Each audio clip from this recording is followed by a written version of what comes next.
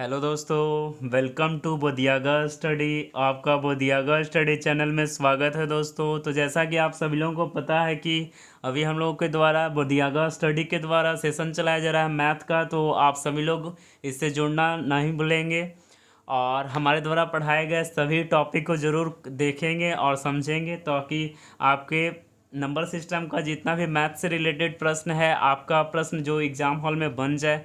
तो आप हमारे द्वारा पढ़ाए गए चैनल को ज़रूर देखिएगा, पढ़ाए गए। तो आज का सेशन को आज हम लोग पढ़ने वाले हैं द्विघात समीकरण के बारे में, तो क्वाड्रिलेटरल इक्वेशन। तो आज का सेशन हम लोग का है क्वाड्रिलेटरल इक्वेशन। तो आज का सेशन को देखेंगे। तो आप सभी लोग बोधियागा स्टडी से जुड़े हैं तो और लोगों को शेयर कीजिएगा ताकि और सभी लोग जुड़ पाएँ, और लाइक कीजिएगा चैनल।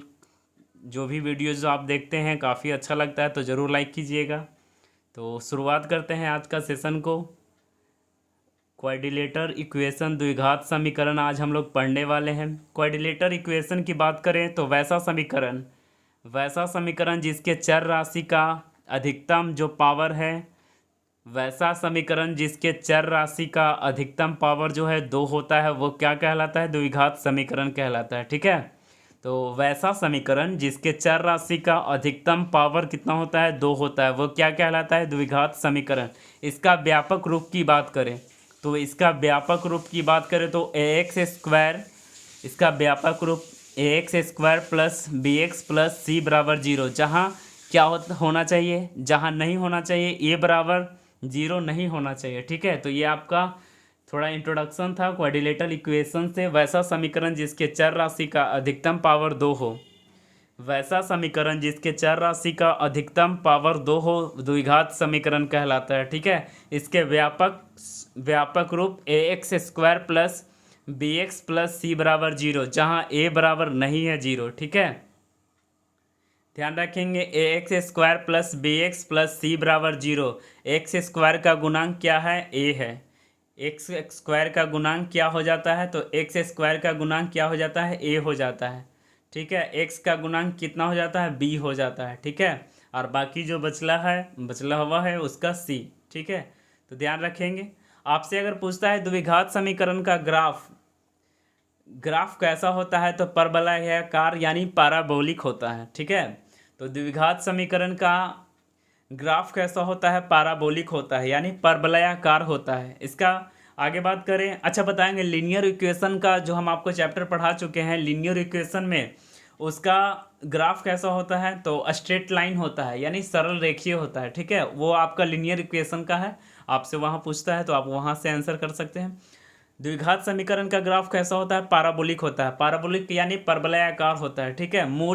इसे मूल हक शून्यक जीरो कह सकते हैं। ठीक है। मूल हक शून्यक जीरो क्या होता है ये? तो किसी भी बहुपद के एक्स यानी जो कौन सा होगा? चर राशि का मान जीरो कर देता है। तो किसी भी बहुपद के एक्स का जो मान है शून्य कर देता है। ठीक है। उसे क्या बोलते हैं? मूल, या फिर हल, या फिर शून्य, या फिर जीरो। तो किसी भी बहुपद के एक्स यानी चर राशि का जो मान है जीरो कर देता है, उसे क्या कहते हैं? मूल, हक या शून्य, या फिर शून्य। प्रश्न आता है x square plus 5x plus 6 का शून्य ज्ञात करें। तो x square plus 5x plus 6 का शून्य ज्ञात करें। तो आपको क्या बताया है? x की जगह पे क्या है? यहाँ 1 है, तो a का मान कितना आ जाएगा? a आ जाएगा। b का मान कितना आ जाएगा? 5 आ जाएगा। c का मान कितना है? तो यहाँ 6 है। ठीक है। तो आप यहाँ बाय ऑप्शन ले लीजिएगा। बाय ऑप्शन अगर आप मान लेते हैं तो बाय ऑप्शन मान लीजिए -2 आप मान लेते हैं, तो आपका शून्य के बराबर जीरो हो जाएगा। इतना बराबर क्या होगा? जीरो हो जाएगा। ठीक है। तो ध्यान रख लेंगे, इतना बराबर जीरो हो जाएगा। और ऑप्शन एक से और माइनस अगर 3 भी लेते हैं तो भी आपका यहाँ पे जीरो आ जाएगा। शून्य के बराबर क्या आ जाएगा? जीरो आ जाएगा। तो इसका आंसर हो जाएगा 1 से अधिक उत्तर। ठीक है। तो आप ध्यान रखेंगे, जय हल होता है। द्विघात समीकरण के 2 मूल होते हैं, अल्फा और एक बीटा। ठीक है। इसे ध्यान रख लेंगे। चलिए अगला है श्रीधराचार्य का फॉर्मूला है। श्रीधराचार्य का फॉर्मूला देख लेंगे। श्रीधराचार्य का फॉर्मूला होता है -b A X square plus B X plus C बराबर जीरो है, तो सी श्रीधराचार्य का फॉर्मूला लगा दिए। अल्फा बराबर क्या होता है, तो अल्फा पहले श्रीधराचार्य का फॉर्मूला क्या होता है, तो minus B plus minus under root B square minus 4ac/2a। आप यहाँ ध्यान रखेंगे, आपके कई एग्जामों में पूछ लिया जाता है डायरेक्टली रूप से श्रीधराचार्य का फॉर्मूला बताइए।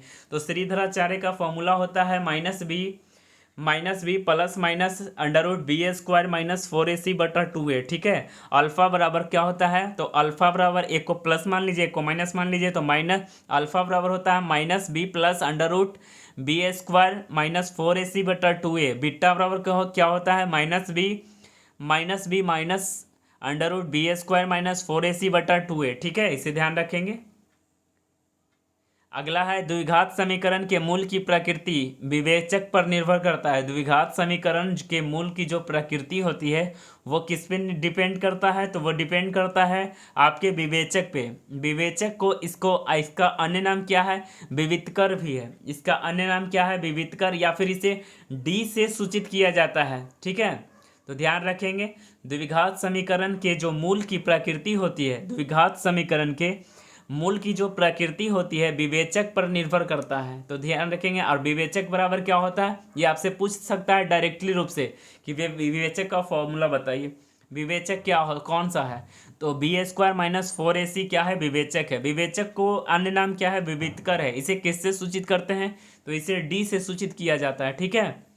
मूलों का योगफल बराबर आपका फॉर्मूला है आपका माइनस बी बटा ए आपका मूलों का योगफल बराबर फॉर्मूला होता है। ठीक है। मूलों का योगफल बराबर अल्फा प्लस बीटा बराबर क्या होता है, माइनस बी बटा ए। आपका डिटेल में एनालिसिस कर बनाया गया है, आप चाहे तो केवल ये वाला याद कर सकते हैं फॉर्मूला, ये एनालिसिस ऐसे दिखा दिया गया है। ठीक है। अगला है मूलों का गुणनफल की बात करें तो मूलों का गुणनफल क्या होता है, सी बटा ए क्या होता है, मूलों का गुणनफल c/a। अगला है मूलों का अंतर। मूलों का अंतर क्या होता है, तो मूलों का अंतर होता है under root B square minus 4ac/a, या फिर अंडर रूट डी बटा ए भी कह सकते हैं। क्यों, क्योंकि हम लोग विवेचक को क्या बोलते हैं, डी से भी सूचित करते हैं। ठीक है, तो ध्यान रखेंगे। मूलों का अंतर आपसे पूछता है तो under root B square minus 4ac/a या फिर रूट डी बटा ए कह सकते हैं। यह है आपका श्रीधराचार्य फॉर्मूला का एनालिसिस किया गया है, जो कि आप देख सकते हैं। हालांकि ये आपका एनालिसिस करने वाला बड़ा बड़ा इतना पूछता नहीं है, लेकिन फिर भी आप देख लीजिएगा। ठीक है, चलिए अब आगे बढ़ते हैं। मूल की प्रकृति की बात करें, मूल की प्रकृति क्या होनी चाहिए, तो मूल की प्रकृति बराबर क्या होनी चाहिए, तो नेचर ऑफ जीरो। मूल की प्रकृति क्या होनी चाहिए, अगर आपका डी बराबर जीरो है तो आपका अल्फा और डी बराबर जीरो है तो क्या होगा, तो दोनों मूल जो है समान होंगे। मूल समान होगा और वास्तविक भी होगा, मूल समान होगा और वास्तविक होगा। ठीक है। एक्स बराबर minus B plus minus under root D बटा 2a। ठीक है। यदि d बराबर जीरो है, d बराबर क्या है, जीरो, अगर यहाँ पे d बराबर जीरो मान रख देते हैं तो मूल समान होगा और वास्तविक भी होगा। ठीक है, देख सकते हैं। अगर d बराबर जीरो हम यहाँ पे रख देते हैं तो क्या होगा, अल्फा बराबर होगा माइनस बी बटा 2a, बीटा बराबर होगा माइनस बी बटा 2a। ठीक है, तो ये आप यहाँ ध्यान रखेंगे। अगर d बराबर जीरो है तो मूल समान होगा और वास्तविक भी होगा। ठीक है। अगर d बड़ा है जीरो से तो मूल क्या होगा, असमान होगा, मतलब समान नहीं होगा। अगर d बराबर क्या है, अगर d बड़ा है जीरो से, d बराबर जीरो है तो क्या होगा, मूल समान होगा और वास्तविक होगा। ठीक है। लेकिन d बड़ा है जीरो से तो मूल क्या होगा, असमान होगा, और वास्तविक संख्या तो दोनों में होगा, वास्तविक संख्या सेम होगा, लेकिन मूल क्या होगा, अगर d बराबर जीरो है तो क्या होगा, मूल समान होगा, मूल समान और क्या होगा, वास्तविक होगा। तो वास्तविक तो ये d बड़ा है जीरो से, ठीक है, तो ये दोनों में कॉमन हो जाएगा वास्तविक, लेकिन एक में समान होगा एक में असमान होगा। d बराबर अगर जीरो है तो मूल समान होगा, वास्तविक होगा। डी बड़ा है जीरो से तो मूल असमान होगा और वास्तविक होगा। ठीक है, तो ध्यान रख लेंगे। यहाँ भी कुछ पॉइंट को ध्यान रखें। अगर डी जो है पूर्ण वर्ग है तो परिमेय होगा, अगर डी बराबर पूर्ण वर्ग नहीं है तो अपरिमेय होगा। ठीक है, अगर डी अगर लेस देन क्या है, तो डी अगर लेस देन है मतलब डी छोटा है जीरो से, यानी जीरो बड़ा है डी से। ठीक है, तो क्या होगा, इसका मूल क्या होगा, काल्पनिक होगा, मतलब इमेजिनरी होगा। ठीक है, तो ध्यान रख लेंगे। प्रश्न है अब आपका, प्रश्न अब आपका आ जाता है, प्रश्न पहला आ जाता है आपका। प्रश्न है 2x square plus 5x plus 6 बराबर के मूलों का योगफल ज्ञात करें। के मूलों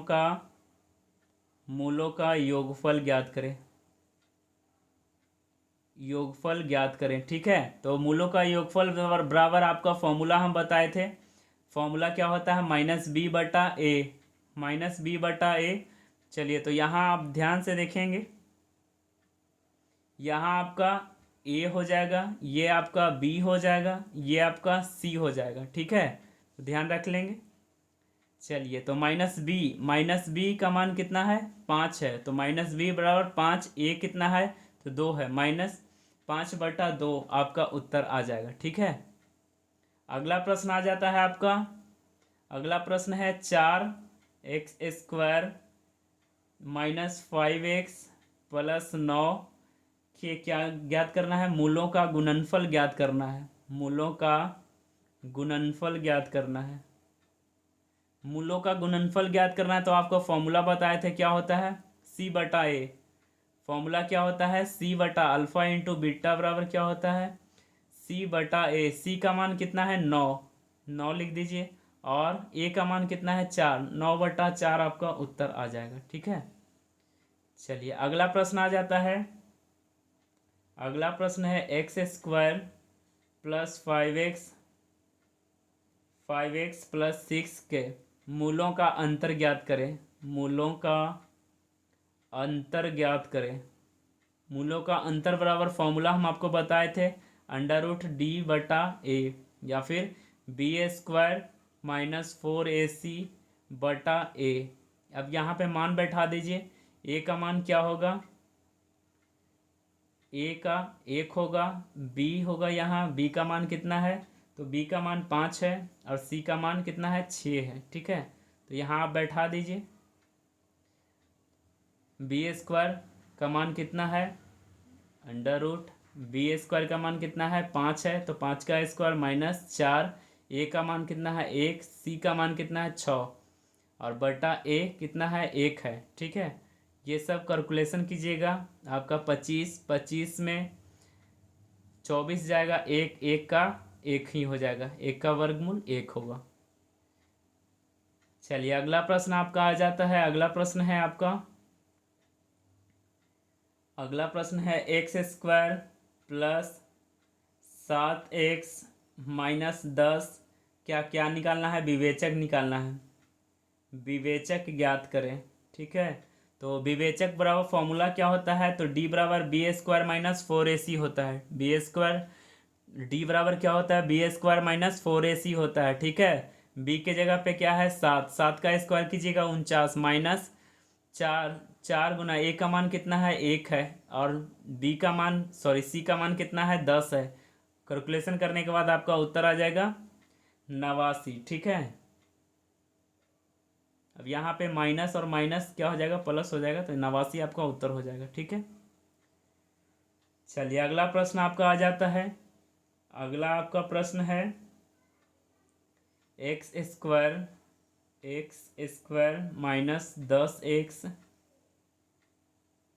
-10x प्लस 25 में क्या निकालना है, मूलों की प्रकृति कैसी है। मूलों की प्रकृति ज्ञात करें। तो मूलों की प्रकृति ज्ञात करने के लिए लगा दीजिए d बराबर b² -4ac। b² बराबर 100 -4 गुना 1, c का मान कितना है, 25, और 100 में से 100 जाएगा 0, यानी 0। तो क्या होगा, d बराबर अगर जीरो है तो मूल क्या होगा, समान और वास्तविक दोनों होगा। ठीक है, तो ध्यान रख लेंगे। चलिए अगला है, अगला प्रश्न आपको हम बोल देते हैं। ठीक है, कह रहा है कि यदि किसी द्विघात समीकरण के मूल वास्तविक हैं, मूल क्या है, वास्तविक हैं। ठीक है, मूल क्या है, वास्तविक है, तो कौन सा कथन सही है। अगर मूल अगर वास्तविक है तो वास्तविक आपका कौन कौन में होता है, तो वास्तविक होता है डी बराबर जीरो में भी होता है मूल वास्तविक, और डी बड़ा है जीरो से उसमें भी होता है, यानी डी ग्रेटर देन या फिर इक्वल देन, ग्रेटर देन या फिर इक्वल देन बराबर जीरो, आपका उत्तर आ जाएगा। ठीक है,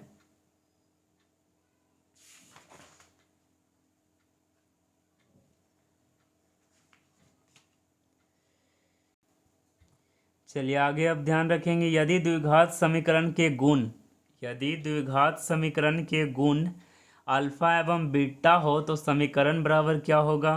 यदि द्विघात समीकरण के गुण अल्फा एवं बीटा हो तो समीकरण बराबर क्या होगा, तो ये समीकरण बराबर होगा एक्स स्क्वायर, एक्स का square minus alpha plus beta into x plus alpha into beta. ठीक है, बराबर जीरो। ठीक है, तो ध्यान रखेंगे।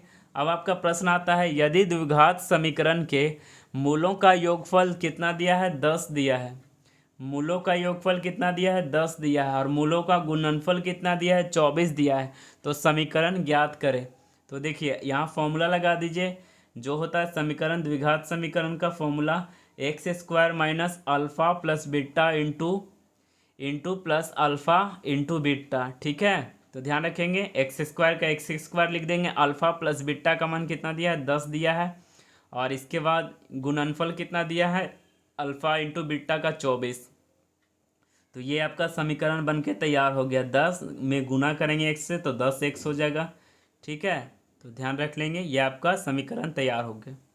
अगला प्रश्न है, यदि समीकरण द्विघात समीकरण के मूल, यदि द्विघात समीकरण के मूल 3 एवं 4 हैं तो समीकरण ज्ञात कीजिए। ठीक है, तो x square minus alpha plus beta into x plus alpha into beta बराबर जीरो।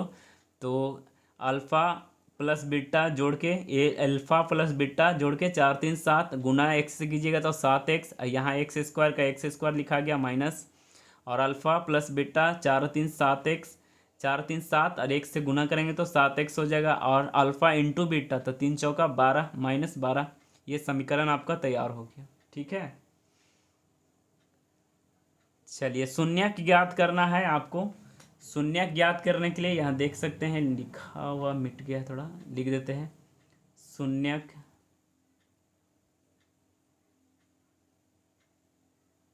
यहाँ लिख देते हैं शून्यक ज्ञात करना, ज्ञात करना, शून्यक ज्ञात करना, यानी क्या करना है आपको, शून्यक ज्ञात करना है।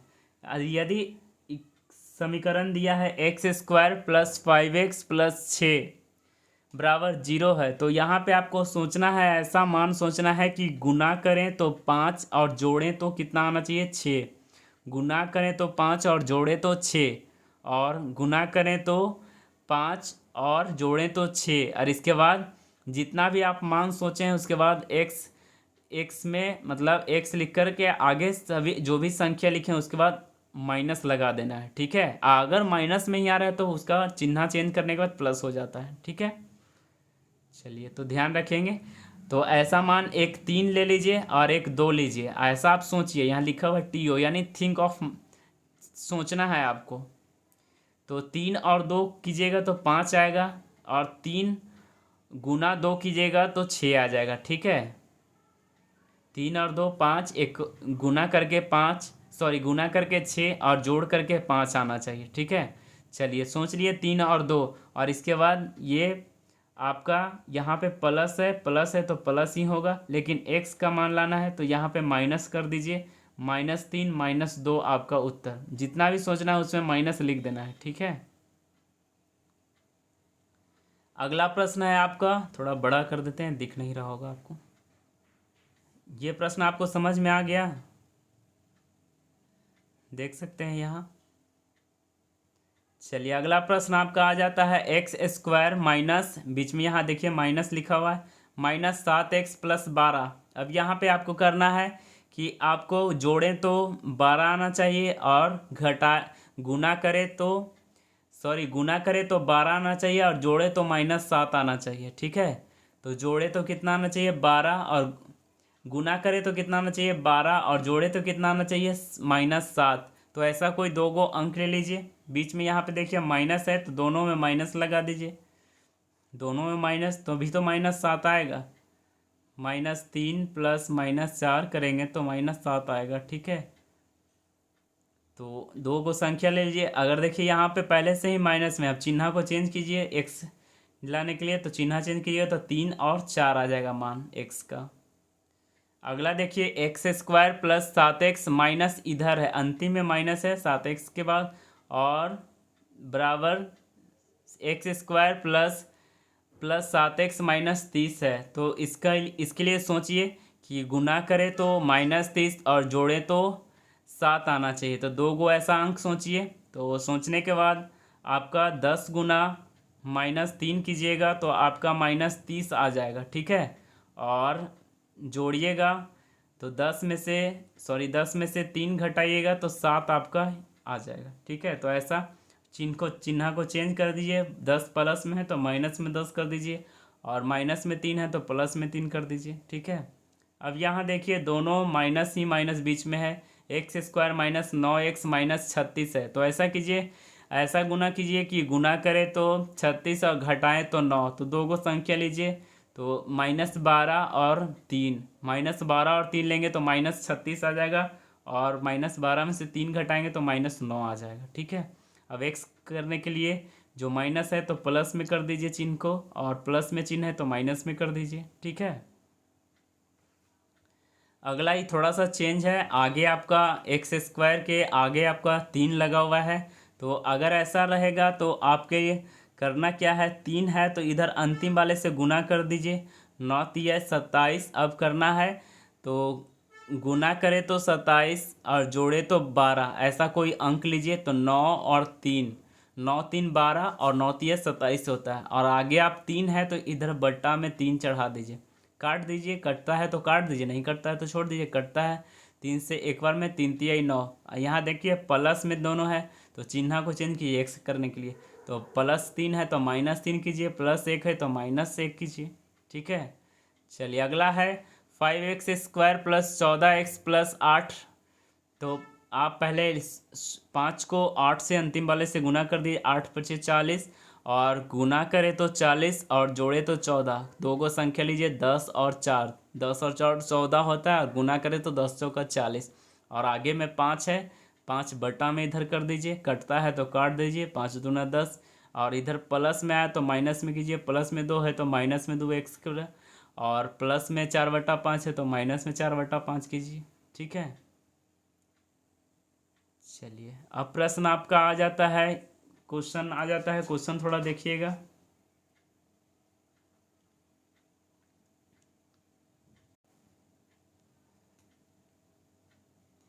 प्रश्न आपका आता है यदि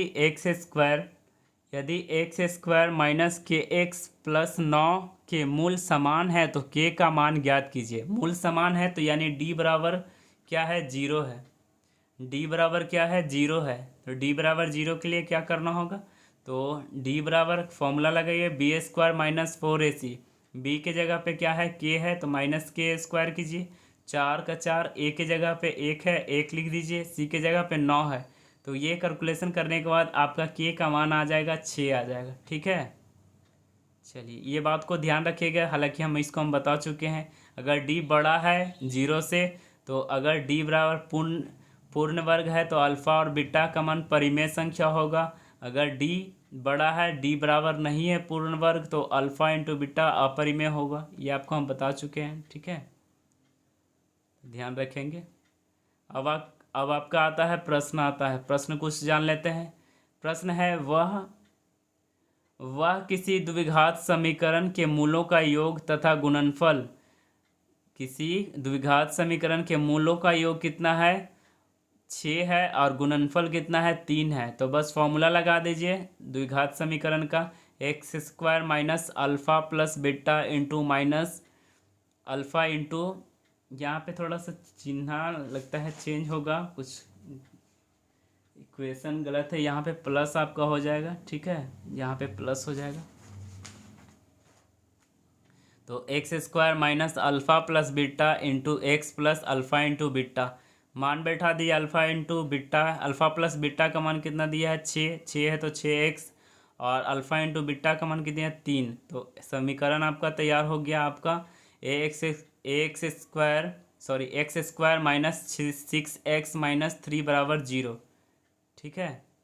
अगला प्रश्न है, यदि समीकरण द्विघात समीकरण के मूलों का योग कितना दिया है, तो मूलों का योग और गुणनफल दोनों 9 दिया है, मूलों का योग भी 9 और गुणनफल भी 9।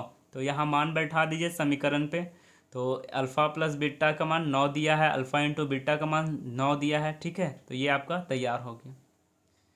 चलिए अगला है, वह समीकरण ज्ञात कीजिए जिसके मूल 3 है और -1 है, तो कौन सा सही है। तो समीकरण बैठा दीजिए, समीकरण लिख दीजिए, इसके बाद मूल कितना है 3 है और 1 है, तो ये आपका मूल कितना है 3 और 1 है। ये कैलकुलेशन करने के बाद x square minus 2x minus 3 बराबर 0 आ जाएगा, ठीक है।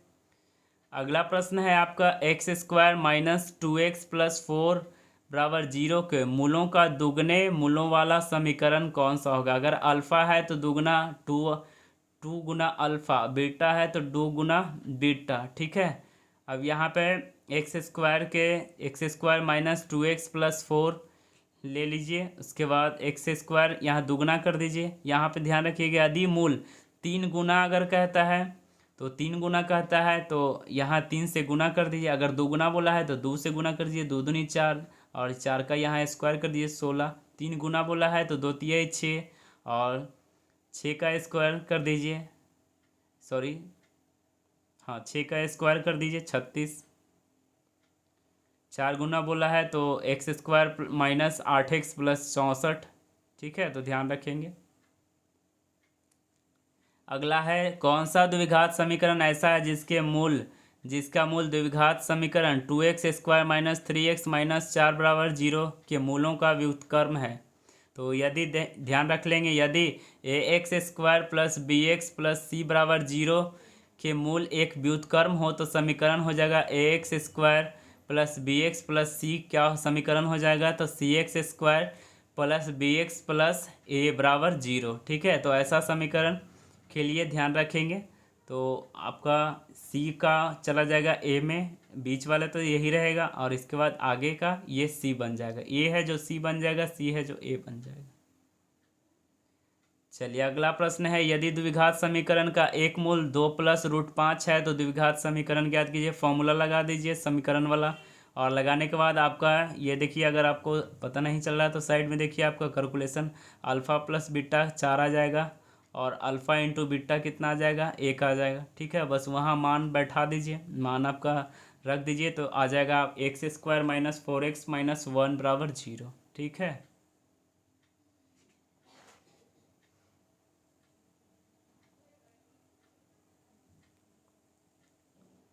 चलिए अगला है, 7x square minus 50x plus k बराबर 0 है, तो मूलों का एक क्या है, एक मूल 7 है, तो k का मान ज्ञात कीजिए।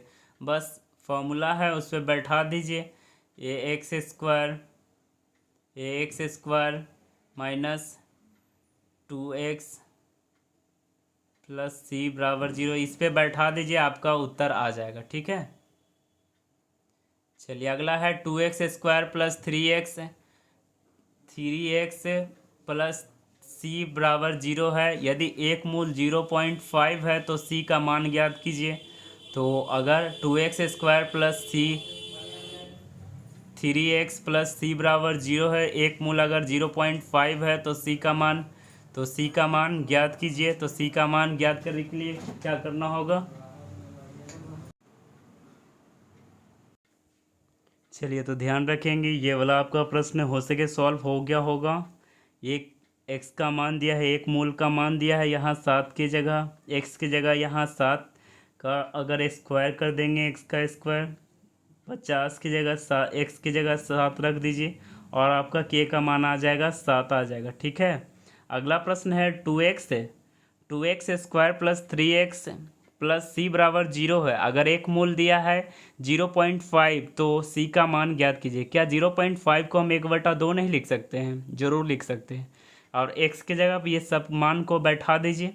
तो 2x square plus 3x plus C बराबर 0 है, तो x की जगह पे 1/2 का स्क्वायर प्लस x है यहाँ, तो 1/2। ये पूरा कैलकुलेशन करने के बाद आपका उत्तर आ जाएगा c बराबर -2।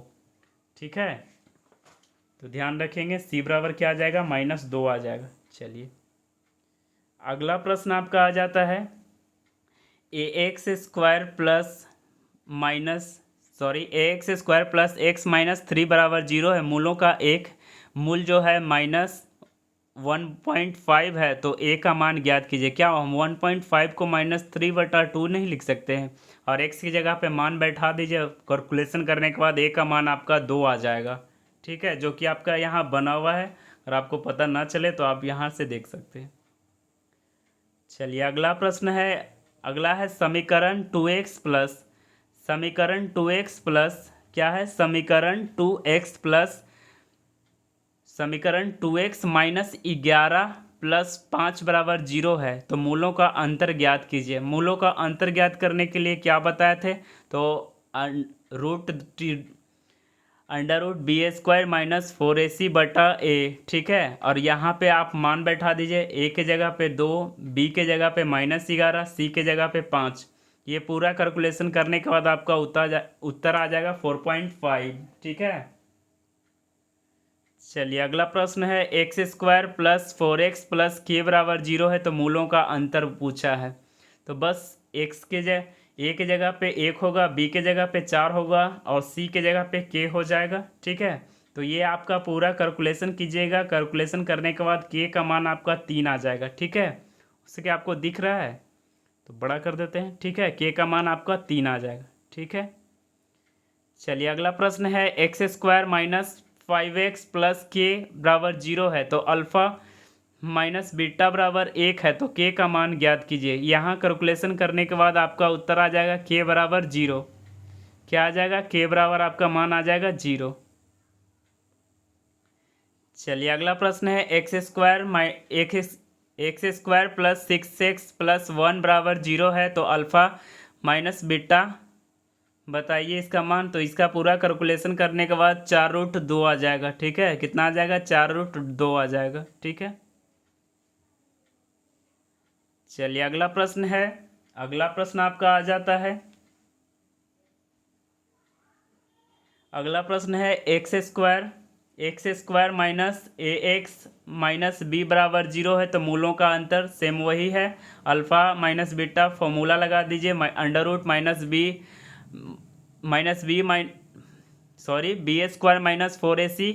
-4ac/a। ठीक है, तो यहाँ लगा दीजिए, आपका आंसर आ जाएगा √a² -4b। ठीक है, चलिए अगला प्रश्न है, जब द्विघात समीकरण ax² plus bx plus c बराबर 0, तो मूलों का ऋणात्मक और एक दूसरे का व्युत्क्रमानुपाती है, तो कौन सा सही है?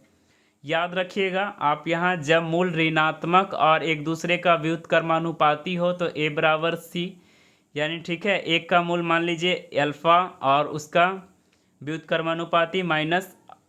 व्युत्क्रमानुपाती एक का मूल मान लीजिए माइनस अल्फ़ा, और व्युत्क्रमानुपाती बोला है तो -1/अल्फ़ा। ठीक है, और यहाँ पे आप लगा दीजिए अल्फ़ा इंटू बीटा बराबर, ये कट जाएगा, आपका c/a आ जाएगा आपका उत्तर। ठीक है, अगला है, यदि समीकरण ax² plus bx plus c बराबर 0 है, एक मूल जो है एक दूसरे के पारस्परिक व्युत्क्रम है, यानी ऋणात्मक नहीं है केवल, और बोला यहाँ व्युत्क्रम है, तो बस यहाँ फॉर्मूला सिर्फ वही लगा दीजिए, अल्फ़ा इंटू बीटा बराबर, एक अल्फ़ा मान लीजिए, एक व्युत्क्रम बोला है 1/अल्फ़ा मान लीजिए। ठीक है, आ जाएगा आपका c/a।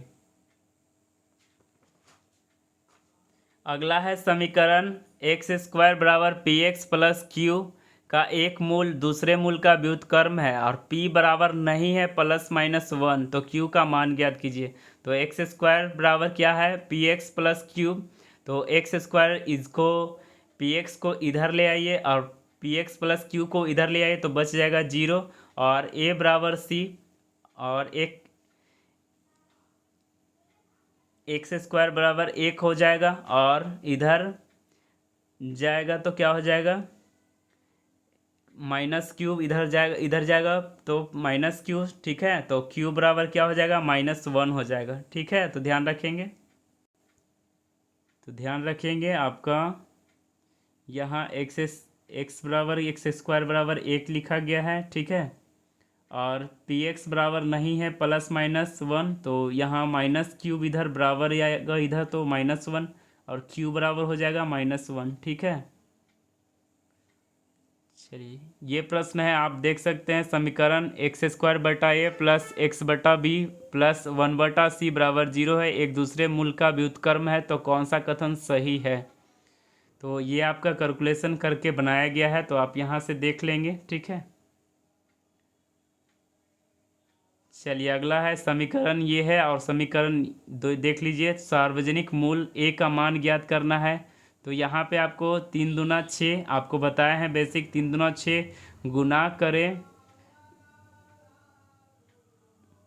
गुना करे तो कितना आना चाहिए 6 आना चाहिए और घट जोड़े तो -7 आना चाहिए। तो एक मान ले लीजिए -6 -1, ठीक है। और ये इसका ये मान आप बैठा दीजिए, आपका यहाँ पे उत्तर आ जाएगा, x का मान 3 रखने पे आ जाएगा, ठीक है। चलिए अगला है x माइनस 2, क्या है आपका x माइनस 2 यदि दो समीकरणों x² plus P X plus cube तथा x² plus M X plus M N का सामान्य कॉमन गुणनखंड तो क्यू माइनस एन बटा एम माइनस पी का मान बताएं, ठीक है। तो यहाँ देखिए समीकरण आपका लिखा गया है, समीकरण ये आप लिख दीजिए, दोनों बराबर हैं। और इसके बाद x के जगह पे और इतना क्या दिया है आपका x माइनस 2 बराबर 0 दिया है, तो x बराबर 2 लिख सकते हैं और 2 यहाँ मान बैठा दीजिए। पूरा आपका कैलकुलेशन करने के बाद आपका उत्तर आ जाएगा 2, ठीक है। तो ये था हमारा द्विघात समीकरण से रिलेटेड आपका टॉपिक। समझ में आया ये वाला, समझ में आया। देखिए यहाँ दिया हुआ था ये प्रश्न में कि x माइनस 2 बराबर 0 है, तो x बराबर क्या 2 नहीं होगा x के जगह पे 2 बैठा दीजिए मान बैठाने के बाद यहाँ ये वाला कट जाएगा, फिर बच जाएगा 2p प्लस क्यूब, फिर इसके बाद इधर बच जाएगा 2m प्लस n और 2m को इधर कर दीजिए एक साइड, तो 2p माइनस 2m हो जाएगा, q को उधर कर दीजिए तो n माइनस क्यूब हो जाएगा। और इसके बाद 2 कॉमन ले लीजिए, 2 कॉमन लीजिएगा तो p माइनस एम हो जाएगा बराबर n माइनस क्यूब हो जाएगा। और इसको चेंज करने के लिए पहले m और उसके बाद p लिखने के लिए -2 हो जाएगा, -2 m माइनस p और इधर एन क्यू है तो एन माइनस क्यू है तो क्यू माइनस एन करने के लिए माइनस आगे हो जाएगा, तो क्यू माइनस एन माइनस से माइनस ख़त्म हो जाएगा और इसको फिर इसका आंसर आ जाएगा। ऐसा क्यों किए इसको हम पलटे, क्योंकि आपके प्रश्न में आपको इसका मान पूछा है, तो आपका आंसर हो जाएगा 2, ठीक है। तो ये था हमारा द्विघात समीकरण से रिलेटेड टॉपिक। आपको कैसा लगा? अगर अच्छा लगा हमारे द्वारा पढ़ाया गया वीडियो तो काफ़ी आप सभी लोग शेयर कीजिएगा और लोगों में ज़्यादा से ज़्यादा लोगों में शेयर कीजिएगा। तो और वीडियो अगर काफ़ी अच्छा लगा है तो ज़रूर लाइक कीजिएगा। तो आज का सेशन को यहीं तक रखते हैं। थैंक यू, धन्यवाद।